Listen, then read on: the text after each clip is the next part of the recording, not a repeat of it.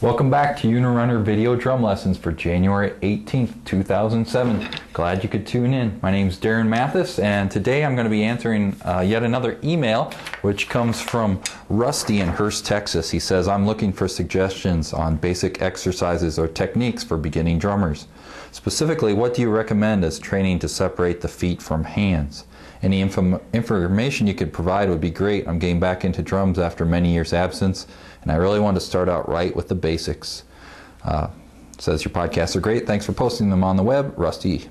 Hey, thanks a lot, Rusty. And as far as suggestions for basic exercises or techniques for beginning drummers, I'll talk about that. I'll also talk about you specifically wanted to know about training exercises, separate the feet from hands. And I think when you talk about that, a lot of times we call that independence, where you can have one thing going on your hands and play another thing on your feet. So lots of times what I'll do is just trying to get something going, like a simple pattern on the kick drum and hi-hat like this, and then play something independent of that on my hands.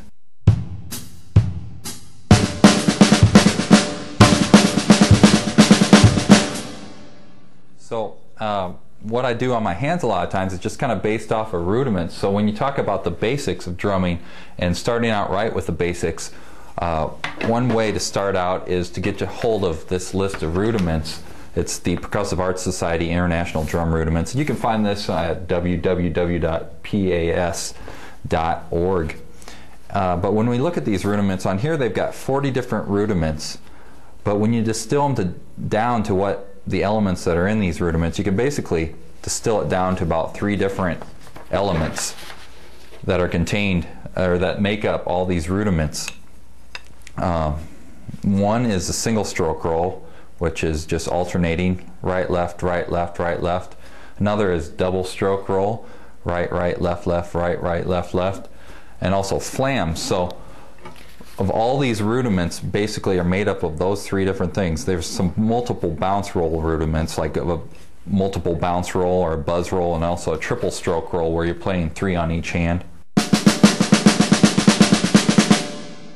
But most of the other ones, pretty much, even like the drag rudiments, you get into one like, for instance, I'll play this one, which is the single Rademachew. It's number 38. You hear that drag. What a drag is double stroke as well.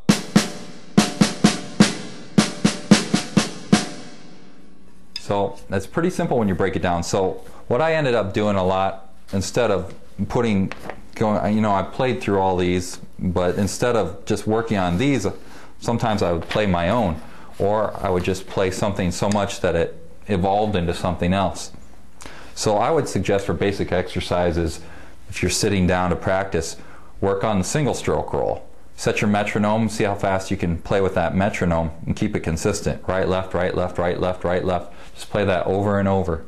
Double stroke roll, same thing, over and over. Just go from more of an open, which is slower, to a closed style of double stroke roll like this.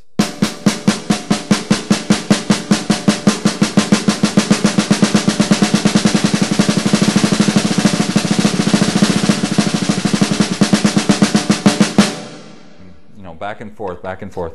Also the paradiddle, you find that a lot as part of the drum rudiments, which is right, left, right, right, left, right, left, left. Just play that over and over. I like a lot of the flam rudiments. So what I ended up doing, like I said, over time I just started playing different things that evolved from those rudiments. Like for instance, one is this rhythm. Let's see here.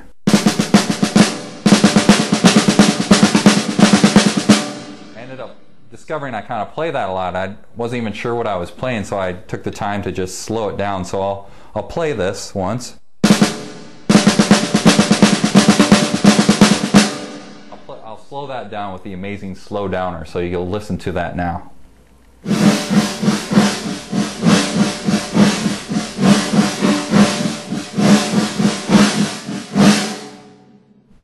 So if you look on the screen, you'll see that rhythm that I wrote out. It's basically another version of the paradiddle diddle, which is number 19 on that list of drum rudiments. So the paradiddle diddle on there is right, left, right, right, left, left. So what I've done with this rhythm is just play the diddle, the last diddle first. So I'm playing left, left, right, right. And then to be tricky, added a flam to the front. So what you end up doing is actually, at the end of that figure, is like a triple stroke on your right hand. So you've got the first left flam with your grace note on your right hand, and then a left, then a right, and then a left, right, right.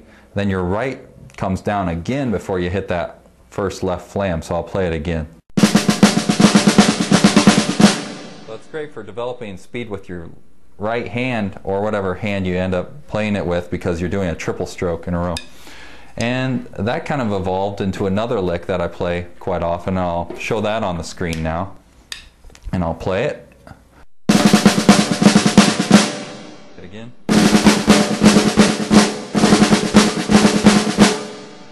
I kind of like that one, but if you look in there on count 2, well, first of all, it's got a 30-second note pickup, and I play that single stroke roll.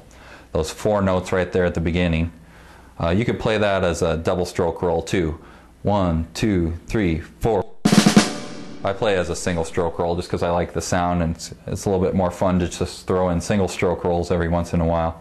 But if you look within that rhythm at about count, let's see, the and of 2, you'll see the last rhythm that I played, which is my variation on the paradiddle diddle, starts out with the left flam.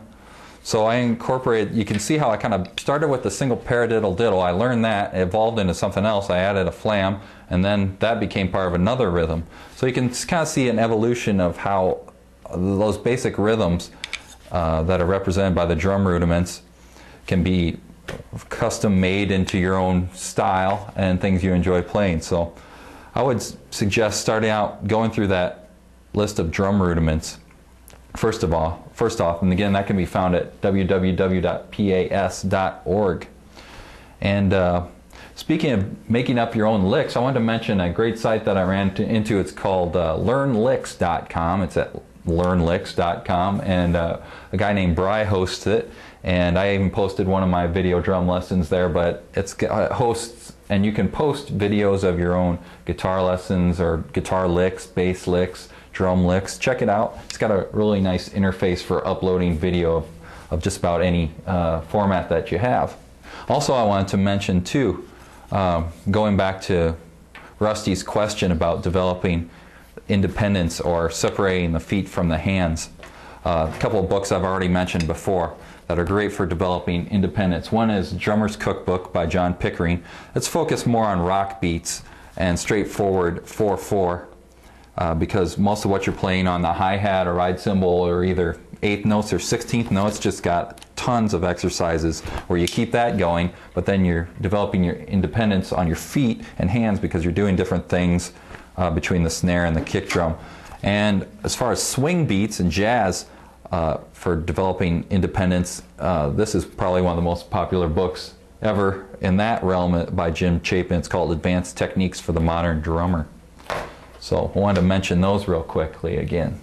And you notice before I slowed down some of the tracks with the amazing Slow Downer, that's some software that's developed by a guy named Rolf from Sweden. And if you're interested in checking it out, you can download it for free by visiting unirunner.com/ASD. Stands for Amazing Slow Downer. And you can try it for free if you buy it.